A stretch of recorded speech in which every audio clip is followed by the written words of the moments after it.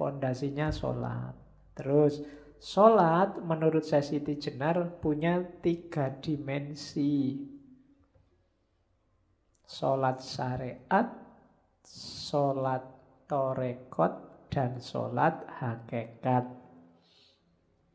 Dengan istilahnya sendiri.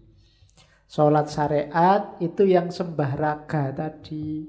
Iyalah, wong yo kendaraannya ini. Kalau nggak ada bukti aktivitas fisiknya, nanti tidak kelihatan kepatuhannya. Ya buktinya kita tunduk pada Allah itu ada sembah raga. Ya sholat lah, ya zakat lah. Jangan cuma diambil semangatnya. Pak, sholat itu kan doa Pak. Saya sudah berdoa tiap hari Pak. Sholat itu kan intinya ingat sama Allah Pak. Saya ingat terus Pak sama Allah. Jadi saya nggak perlu sholat. Kalau kamu ingat dan percaya sama Allah, Allah nyuruh kamu sholat. Kan gitu. Saya sering menganalogikan pintu dan rumah. Kalau Allah yang ada di dalam rumah itu, terus Allah bilang, kalau ingin ketemu aku, lewatlah pintu depan itu. Yo, kalau ingin ketemu Allah, ya lewat aja pintu depan itu. Itulah syariatnya. Tapi kan yang penting ingat Pak, nggak harus lewat pintu depan itu, yang penting ketemu kan bisa lewat jendela misalnya. Loh, iya lewat jendela mungkin kamu bisa ketemu Allah. Tapi mungkin Allah tidak berkenan. Allah sudah bilang lewat pintu. Ya, pintunya itu syariat. Itulah sembah raga. Bukan olahraga loh ya. Sembah raga. Tapi memang sembah raga ini kalau nanti nggak masuk ke dimensi torekot dan hakikat, hasilnya memang olahraga. Cuma aktivitas fisik. Sholat bikin kita sehat, sholat bikin kita segar. Mungkin sampai itu aja. Aliran darah mengalir ke bawah, mungkin sampai itu aja. Hanya sembah raga.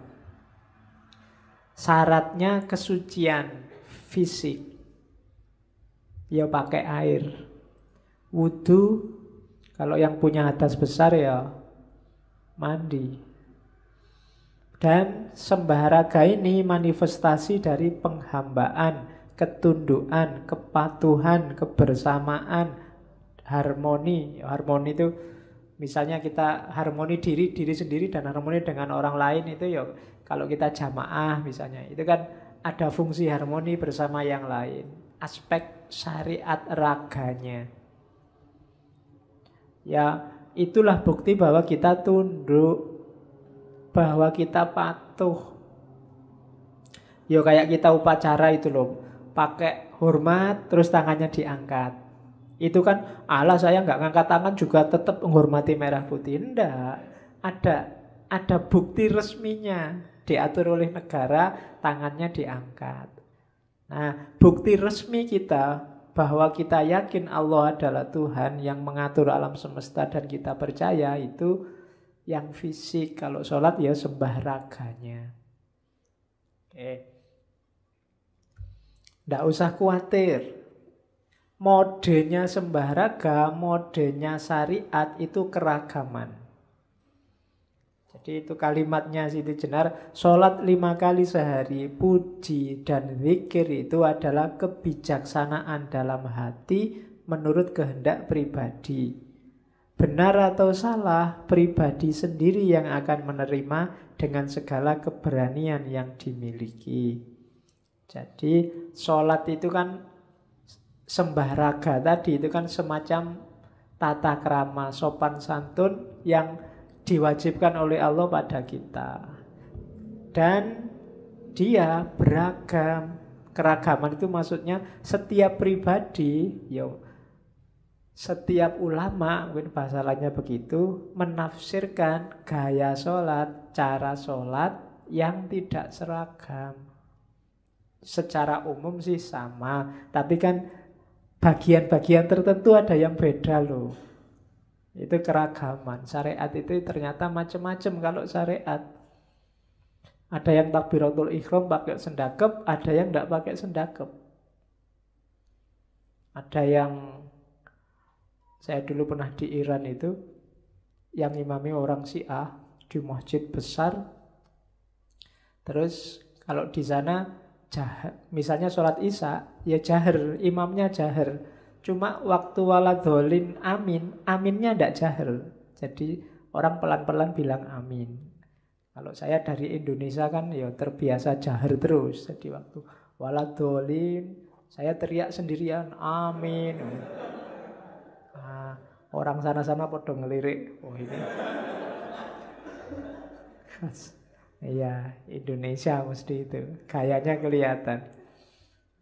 Kan dikasih tanah Karbala itu ditaruh di bawah.